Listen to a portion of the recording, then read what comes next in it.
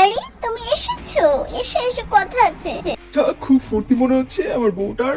শোনো সুন্দরী, তোমার জন্যই আমার এই এসি ঘর, এসি সবকিছু এলাই ব্যবস্থা কেমন লাগছে বলো?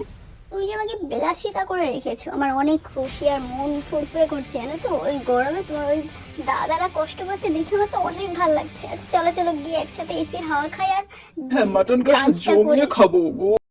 ও ঠাম্মি ঠাম্মি, কাকাদের ওই যে কত সুন্দর এসিওয়ালা ঘর, আর আমাদের কেন মাটির ঘর, কেন এত কষ্ট হয় বলো তো?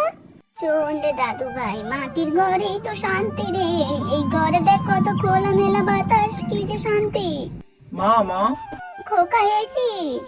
হ্যাঁ মা, আমি অনেক আগে এসে তোমাদের সব কথা শুনেছি মা। আমি এত অভাগা ছেলে যে তোমাদেরকে একটু শান্তিও দিতে পারি না, খাওয়াতে পারি না, এসির হাওয়া কিছুই দিতে পারি না।